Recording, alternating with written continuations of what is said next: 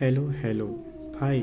हम अंकित सिंह राजपूत। आज मैं आप लोग को एक कहानी सुनाने जा रहा हूँ। ये कहानी मेरे एक दोस्त की है जो सबसे ख़ास है। ये कहानी जब उसने मुझे सुनाया तो मेरा रूह कांप गया था। ये बात है 2016 की। मेरा जो दोस्त था वो एक न्यू शहर में सेटल हुआ था। सबको उस शहर के बारे में कुछ पता नहीं था, ना ही उसके मम्मी पापा को। उसके पापा ने जल्दबाजी में रेंट पे घर ले लिया। उस घर में रहते हुए मेरा दोस्त लगभग 1 महीना हो गया था, और उसी 1 महीना के दौरान उसके साथ, उसके फैमिली के साथ बहुत सारी अजीबो घटना घटी।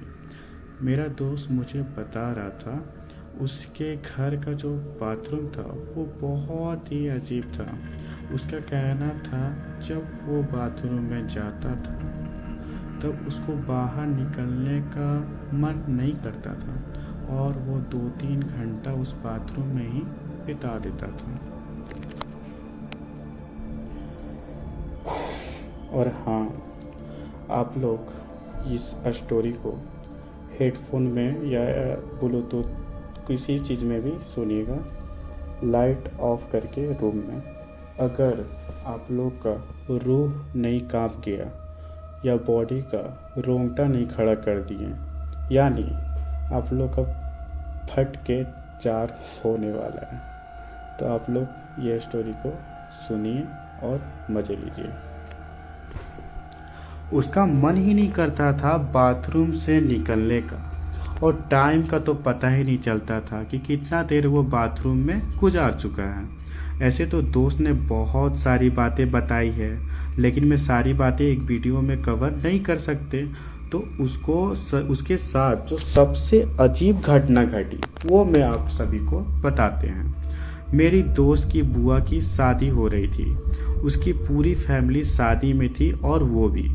उसको वहाँ मन नहीं लग रहा था, तो वो सोचा कि क्यों ना हम अपने घर चलते हैं। तो उसके मम्मी पापा बिजी थे शादी में, तो अकेले ही घर चला गया। वो अपने नए वाले घर पे गया और रात के करीब 9 बज रहे थे। थोड़ा देर बाद घर की जो ऑनर थी, उसकी बेटी जिसका नाम रूबी था, मेरा जो दोस्त था उस लड़की को लाइक करता था। उस दिन वो अचानक उसके रूम में आ गई और दरवाजे ठक ठक ठकाने लगी, और तभी मेरे दोस्त ने दरवाज़ा खोला तो वो बहुत शॉक हो गया उस लड़की को रात को देखकर। लेकिन क्योंकि वो उसे प्यार करता था तो उसने उसे अंदर रूम में बुलाया और उसके साथ बैठ के बहुत सारी बातें की। मेरा दोस्त बहुत खुश था उस वक्त उस लड़की से बातें करके। ऐसे करते करते 12 बज गया। फिर अचानक से वो लड़की उठकर खड़ी हो गई और बोली कि अब मैं जाती हूँ, मेरे जाने का वक्त आ गया है। ये कहकर जा रही थी। मेरे दोस्त उसे जाने नहीं देना चाहता था, फिर भी उसने सोचा बहुत रात हो गई है, जाओ अब। बट जाते जाते उस लड़की ने बोला कि तुम जब भी मुझे याद करोगे मैं आ जाऊंगी, अभी जाने का वक्त आ गया है और फिर कभी मुलाकात होगी तुमसे। वो कहकर चली गई वहाँ से।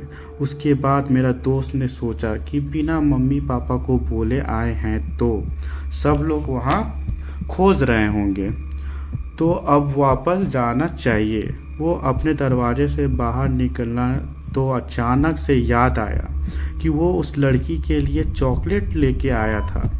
वो उससे देना भूल गया था। फिर वो उसके घर गया चॉकलेट देने के लिए, और उसने दरवाज़ा खोलने के लिए नॉक किया। तो थोड़े देर बाद लड़की की मम्मी दरवाजे खोली, तो फिर मेरे दोस्त ने बोला, आंटी रूबी के लिए चॉकलेट लाए थे, क्या आप उसको बुला देंगी? उसके बाद जो आंटी ने बोला, मेरा दोस्त के पैरों तले ज़मीन खिसक गई।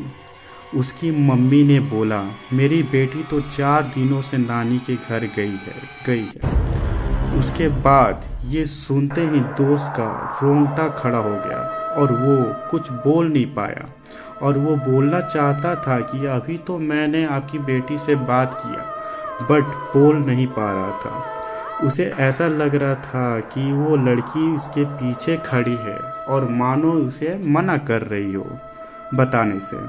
वो बहुत डर गया और बिना कुछ कहे वहाँ से चला गया। फिर उसने बहुत हिम्मत करके अपने दरवाजे को लॉक करके वहाँ से निकल गया। वापस अपने बुआ के घर मम्मी पापा के पास चला गया और अपनी मम्मी को सारी बात बताई। पहले भी उन लोग साथ बहुत सारी घटनाएं घट गई थी, तो उन लोग ने अगले दिन ही वो रूम छोड़ दिए। 2 महीनों के बाद पता चला कि एक लड़की जो मुंबई से आई थी, अकेले रहती थी उस घर में, और एक दिन उसी की लाश उसी के घर के बाथरूम में मिली। आप लोग को क्या लगता है जो उस दिन मेरे दोस्त के पास जो लड़की आई थी वो कौन थी? आप लोग के साथ भी ऐसी ही घटना घटी हो तो आप लोग मेरे इंस्टा में मुझे शेयर कर सकते हैं। ये रही मेरा इंस्टा आईडी, और आप लोग बताइएगा कि मेरे दोस्त की ये जो सच्ची कहानी है वो कैसी लगी आप लोग को। आप लोग को ऐसे ही कहानी के साथ अगले वीडियो में मिलता हूँ।